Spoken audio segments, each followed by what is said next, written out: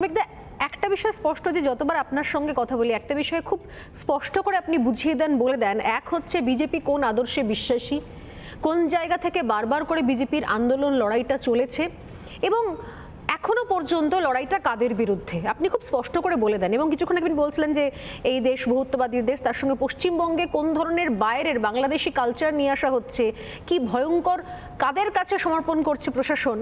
আমার একটা বিষয় প্রশ্ন, এই মতাবস্থা থেকে শ্রমিক ভট্টাচার্য দীর্ঘদিনের শুরু থেকে তার যদি জার্নি দেখি আমি, শুরু থেকে তার আদর্শ, তার ভাবধারা, যেটা নিয়ে আপনি এখনো কথা বলেন, আমি আবারও বলছি যে আপনার সঙ্গে কথা বলে সেটা বারবার খুব স্পষ্ট হয়ে যায়।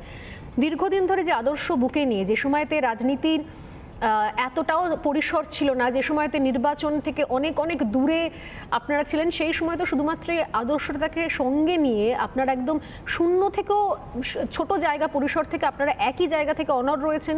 আমার একটাই প্রশ্ন, আজ শেষ প্রশ্ন, এই সময় দাঁড়িয়ে যে পরিসর রয়েছে, যে জায়গাতে আমরা দাঁড়িয়ে রয়েছি, সামনে আর মাত্র হাতে গোনে কটা মাস 2026-এর নির্বাচন, সেই জায়গা থেকে দাঁড়িয়ে বিজেপির নতুন রাজ্য সভাপতি, তার কাছে কি মনে হয় কোন কোন জায়গাগুলো সব থেকে বেশি চ্যালেঞ্জের হতে পারে, বা কোন কোন জায়গাগুলো নিয়ে সব থেকে বেশি কাজ করার দরকার, কোন কোন বার্তাগুলো তৃণমূল স্তরের মানুষের কান পর্যন্ত পৌঁছানো দরকার হবে এই সময় এই রাজ্যের বর্তমান পরিবেশে? দেখুন, আমরা সমাজের সর্বস্তরে বার্তা দিতে চাই। আমরা ভারতীয় মুসলমানদের এটা বলতে চাই যে এই দেশটা আপনাদের দেশ বলে আপনারা মেনে নিয়েছিলেন, সেজন্যই আপনারা পাকিস্তানে যাননি, ভারতবর্ষে আসেন। আগামী দিনে আপনাদের হাতের কাছে যেটা আছে সেটা হচ্ছে ইভিএম মেশিন। ঠিক, আপনি ভোট দেওয়ার আগে একবার চিন্তা করবেন যে আপনাদের ভবিষ্যৎ প্রজন্মের হাতে কি পাথর থাকবে না বই থাকবে, আপনাদের ছেলে মেয়েদের হাতে কি তরোয়াল থাকবে না পেন থাকবে, আপনাদের গ্রামগুলো সংঘর্ষমুক্ত থাকবে কিনা, এই বার্তা থাকবে। আমরা বার্তা দিচ্ছি সমস্ত উদ্যোগপতির কাছে, শিল্পপতির কাছে, যারা নতুন করে ব্যবসা করতে চান, সেই শিক্ষিত যারা ছেলেমেয়েরা যারা স্টার্ট আপে করতে চাইছেন তাদের কাছে, যে পশ্চিমবঙ্গে একটা বিনিয়োগের উপযুক্ত রাজ্য বিজেপি বানাতে চায় এবং সর্বোপরি পশ্চিমবঙ্গকে কোনো ইসলামিক রিপাবলিক হতে বিজেপি দেবে না।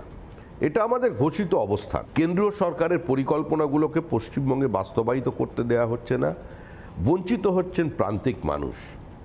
প্রাতিষ্ঠানিক লুট আর সীমাহীন লোভ বা তৃণমূল কংগ্রেস যেখানে অন্তরায় হয়ে দাঁড়িয়েছে, আমরা সেটাকে দূরে সরিয়ে দেব। মানুষ যদি বার্লিন ওয়ালকে ভেঙে ফেলতে পারে, তাহলে মানুষ এই স্বৈরাচারী, অসহিষ্ণু, প্রতিহিংসা পরায়ণ তৃণমূল কংগ্রেসকে উৎখাত করে দেবে।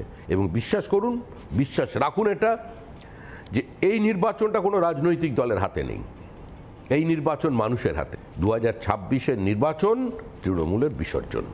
বেশ, অনেক ধন্যবাদ সুমিতদা, থ্যাংক ইউ সো মাচ। নানা ধরনের কন্টেন্ট দেখার জন্য লাইক করুন, শেয়ার করুন আমাদের ফেসবুক পেজ, সাবস্ক্রাইব করুন আমাদের ইউটিউব চ্যানেল। পাশাপাশি অন্যান্য ব্রেকিং নিউজের জন্য অবশ্যই চোখ রাখুন রিপাবলিক বাংলায়।